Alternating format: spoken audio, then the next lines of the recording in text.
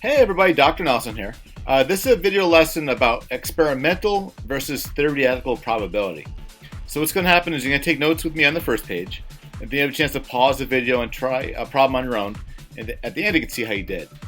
Alright, so what exactly is experimental and theoretical probability? Well, I've given you the two definitions right here in these boxes. So experimental probability is the result of an experiment or simulation after a large number of times. And the key thing is if you underline the word result. All right, so it's the result of an experiment.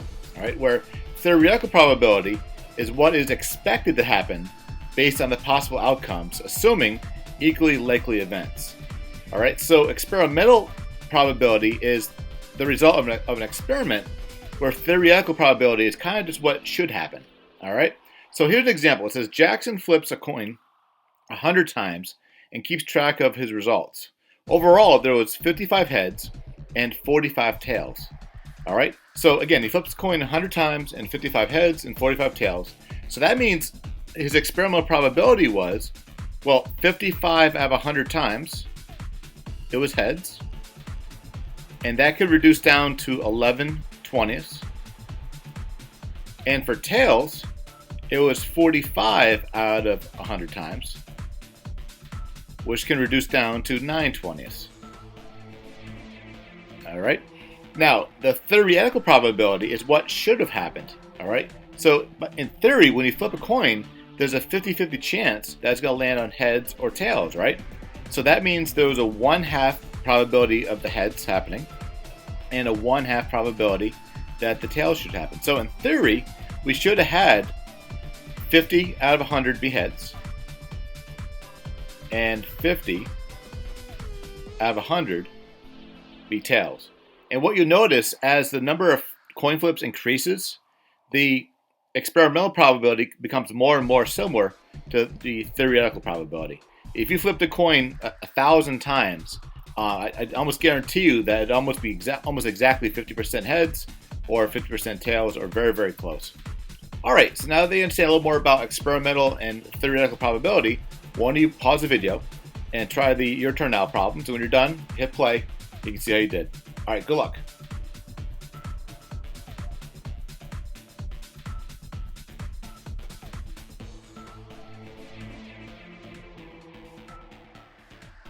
All right, welcome back. Let's see how you do this practice problem. So here's the scenario. It says Scott spun the spinner 40 times and recorded the following results. So 15 of the time it landed on red, 10 times landed on yellow, 10 times landed on green, and 5 times landed on blue.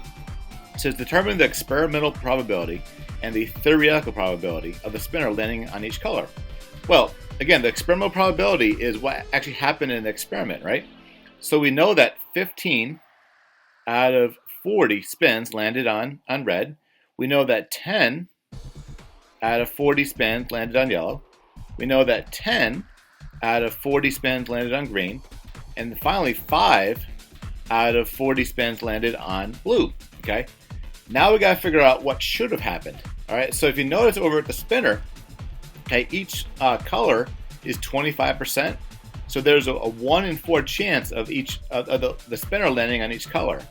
So we could say that the theoretical probability should have been 1/4 for each one of these. So 1/4, 1/4, and 1/4. So in theory, right, the spinner should have landed on red 10 out of 40 times. It should have landed on yellow 10 out of 40 times. It should have landed on green 10 out of 40 times. And then finally, it should have landed on blue 10 out of 40 times. All right, so one observation from this experiment is we know that the yellow and green, all right, the experimental probability matched what should have happened according to theory, right? But then the red happened a little bit more often, and then the blue happened a little bit less often. All right, how'd you do?